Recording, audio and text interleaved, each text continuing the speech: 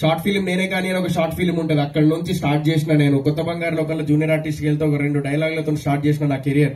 ఈ రోజు మెట్టు చిన్న ఒక్కొక్క మెట్టు ఎదుగుతూ ఈ స్థాయికి వచ్చిన.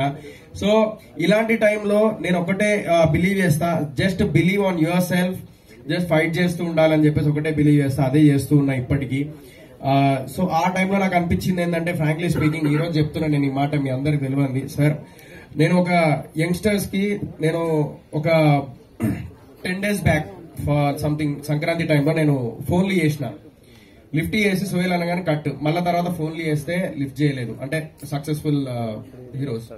So which I really felt very bad. At least నాకు ఈ రోజు నేను మీడియా ముందు ఒకటి చెప్తాను, వెంకటేష్ సార్ ఇప్పటికీ నేను వాట్సాప్ లో మెసేజ్ పెట్టినప్పుడు కూడా మొన్న ఆయన అంత పెద్ద స్థాయిలో ఉండి ఆయన ఒక కనీసం హీ రిప్లైడ్, ఆ రిప్లైకే నేను ఎంత హ్యాపీ ఫీల్ అయినా అంటే, ఆయన ఒక స్థాయిలో ఉన్నారు, ఆయన నాకు రిప్లై ఇవ్వడం ఏంటి, ఎప్పుడు పర్సనల్ గా కూడా కలవలేదు, ఆయన నాకు wish you all the very best సోయల్, కీప్ గోయింగ్ కీప్ రాకింగ్ అని చెప్పేసి అన్నారు, ఒక వాయిస్ మెసేజ్.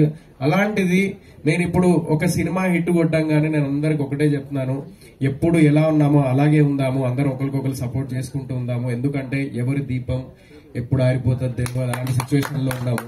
సో దయచేసి ఒకటే నా రిక్వెస్ట్, ఎవరన్నా నాలాంటి యంగ్స్టర్స్ ఎవరన్నా సినిమాలు చేసినప్పుడు మీ సపోర్ట్ కావాలన్నప్పుడు, లేకపోతే అలా ఉన్నప్పుడు డెఫినెట్లీ ఒక రిప్లై అయినాను, కనీసం ఒక మాట, ఒక రిప్లై కనీసం, దట్స్ వాట్ ఐఎమ్ ఎక్స్పెక్టింగ్.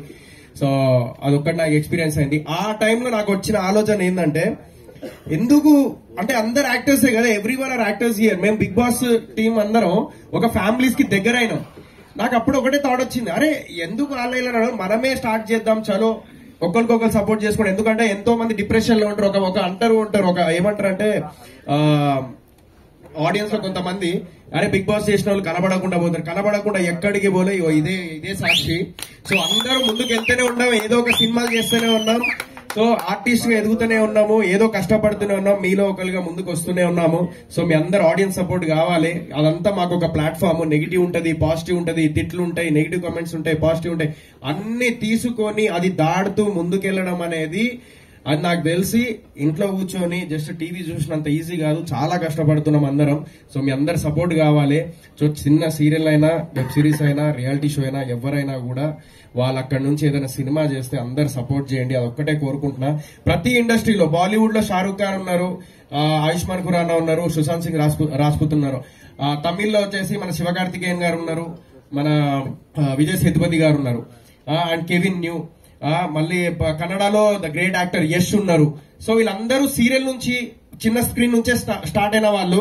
అలాగే తెలుగులో కూడా సీరియల్ నుంచి, వెబ్ సిరీస్ నుంచి, రియాలిటీ షో నుంచి ముందుకెళ్లి సినిమాలు చేసి అలాంటి గొప్ప వాళ్ళు అవ్వాలని మనస్ఫూర్తిగా కోరుకుంటున్నాను. ఇది నేను మనస్ఫూర్తిగా.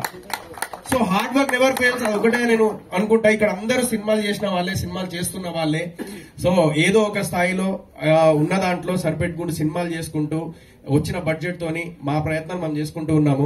సో అలాంటి టైంలో నాకు వచ్చిన థాటే, ఒకరికొకరు సపోర్ట్ చేసుకుందాం, సీజన్ 1 to season 7 ఒక ఫ్యామిలీ లాగా ఉందాము అని చెప్పేసి నేను ఇప్పుడు ప్రామిస్ చేస్తున్నా. సీజన్ 1 నుంచి సీజన్ 7 వరకు ఎవరు ఏం చేసినా కూడా ఆ యాక్టివిటీలో, ఆ ఈవెంట్ లో నేను ఉంటాను, 100% నేను ఉంటా. నేను ఒక లేకపోయినా కూడా నేను సోషల్ మీడియాలో షేర్ చేస్తూనే ఉంటా, అదే పెద్ద బలం మాకు. And at the same time నేను ఇందాక సార్ సన్నీ